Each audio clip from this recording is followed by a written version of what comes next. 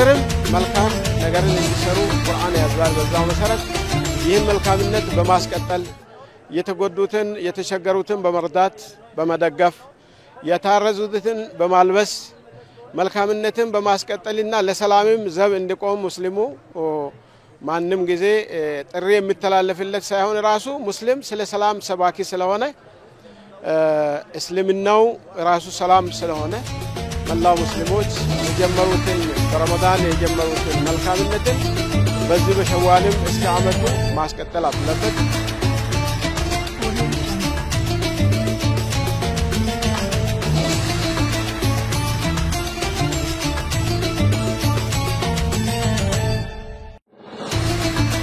ሙስሊም የሆነ لا اله الا الله محمد رسول الله ያለውን በሙሉ ለማቀፍ በአንድነት እየሰራ በመሆኑ እናንተም ይሄንን እንድትገነዘቡልን እንፈልጋለን በከዚህ ጋር በተገናኘ ብዙ የልማት አቅጣጫዎች ተቀምጧሉ ብዙ ስራዎች በፊት ከመንሰራቸውና ከሰራናቸው ስራዎች በላይ ለሀገራችንም ሆነ ለዲናችን እንደዛውም ለተቃውሞቻችን የምንሰራቸው ስራዎች ስላሉ ተጋግዘን እንድንሰራ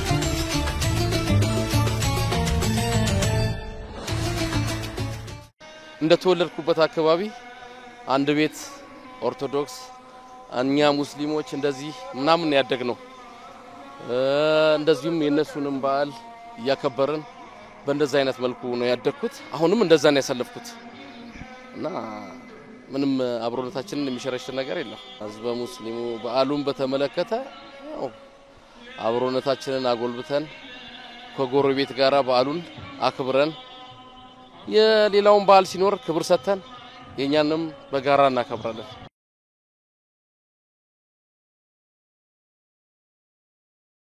ረመዳን ያለቀው ያ በመተሳሰብ አብሮ በመብላት አብሮ በመጠጣት የተቸገሩትን በመርዳት ያ ሁሉ ነገር አልፏልና ዛሬ ላይ ኢድ ላይ ደርሰናል እና ይሄ ነገር ደግሞ ረመዳን ላይ ብቻ ሳይሆን ሁሌም ይሄ ነገር እንዲቀጥል ማለት ነው ያው የሙስሊሙ ማህበረሰብ የሚታወቀው የተቸገሩትን በመርዳት የሌለውን ደገፍ በማድረግ ነውና ያም ሆኖ ሳለ አብዛኛው ሰው አሁን እንትን የሚለው በረመዳን ብቻ ነው ለየቲም መርዳት የሚመጣለት የተቸገረውን የሚደግፈው በረመዳን ላይ ብቻ ነውና ይሄ ነገር በረመዳን ብቻ ሆኖ እንዳይቀር ለሁሉም ሙስሊም ማስተላልፈው ይሄ ነገር ሁሌም ማለት የተቸገሩትን በጎናችን ያለውን ሁሌም ማየት ብንችል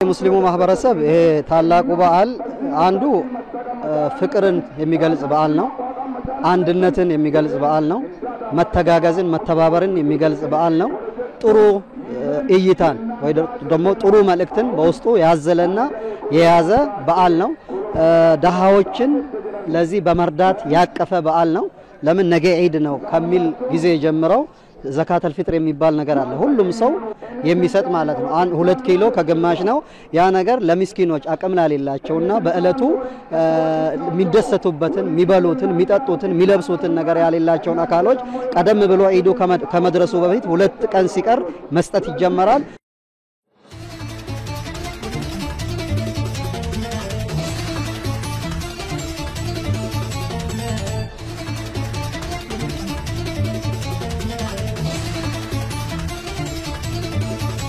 ልክ ትላንትናው በመጾም ወደ አላህ እንደምንቃረበው ዛሬ በመብላት በመጠጣት በመደሰት በማስደሰት ወደ አላህ እንቃረባለን ስለዚህ በዛሬው ቀን የመጀመሪያ የሚያስፈልገው አሁን እየተሰማ ያለው ተክቢራን አላሁ አክበር ብሎ ይሄ ዚክር ነው በዛሬው ቀን ብቻ የሚደረገው እንዲሁም እስከ ሰላት ብቻ የሚደረገው ኢባዳ ነው። ሰላቱ ተሰግዶ ካበቃ በኋላ ይሄ ያቆመዋል እና ሌላ የሚቀጥለው ነገር መዘያየር፣ መጠያየቅ፣ የተቸገረውን መርዳት፣ ማብላት ዛሬ ቀን ደስታ ስለሆነ ይሄ ደስታ እንዲዳረሰው በጎረቤቱን ሁሉ አንድ ላይ ደስታው እንዲካፈል ማድረግ ከእያንዳንዳችን የሚጠበቀው ነው።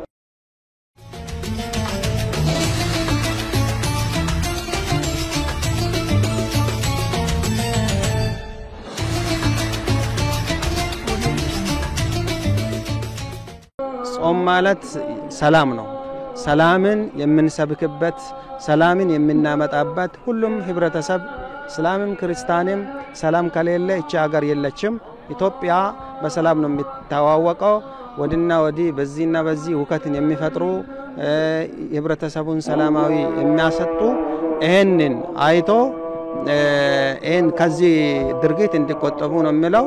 በመቀጠል ደግሞ ሰላምን የመሰለ ነገር የለም። በተለይ ሁላችንም ህፃናት፣ ሴቶች፣ አካል ጉዳተኞች ማንኛውም ህብረተሰብ ሰላም ከሌለ መኖር ስለማይቻል ሰላም ለሁላችንም ጥሪ እናስተላልፋለን።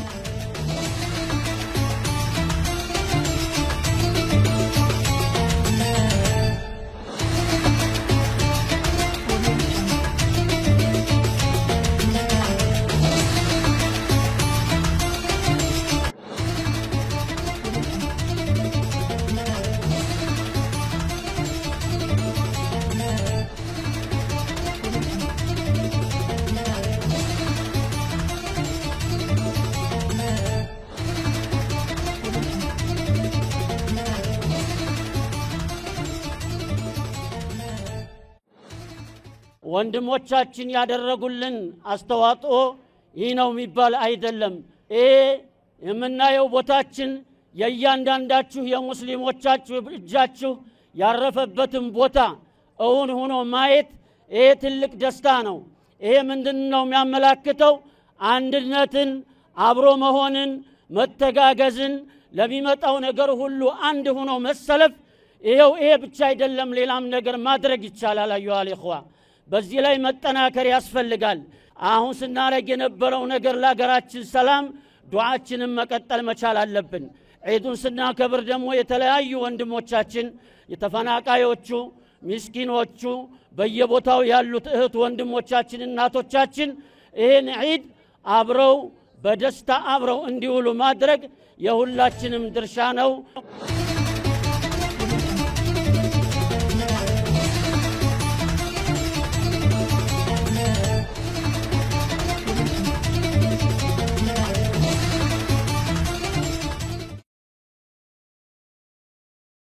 ደስ ይላል። ሁሉም ምንም የተረጋጋ በጣም ደስ የሚል ወቅት ነው። ይሄ መስገጃው መሰጠቱ በጣም ደስ የሚል ነው፣ የሚመሰገን ነው። በጣም ጎረቤት ጋር ተከፋፍሎ መብላት፣ መረዳታት በሁሉም ቦታ ላይ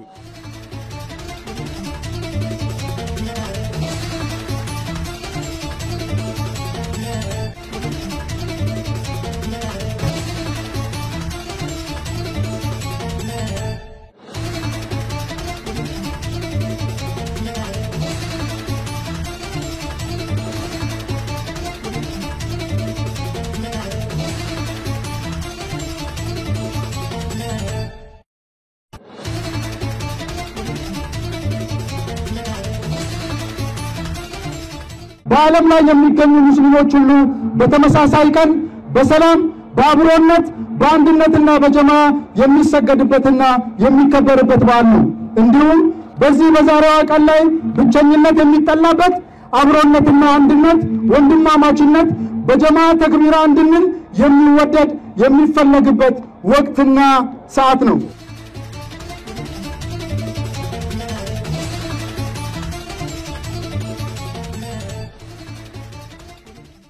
አንድ ወር ሙሉ በኢባዳ ነው የምናሳልፈው። ይሄ ኢባዳ ወቅት ከአምስቱ እስልምና ውስጥ አንደኛው ነው። በዚህ ወቅት ያው ቤተሰብ በአጠቃላይ የዚህ ተቋዳሽ ይሆናል። በቤት ውስጥ በመናሳልፍበት ሰዓት ከጎረቤት የሚኖሩ ችግርተኞችን ሌሎችም እንጠያየቃለን፣ እንዘያየራለን።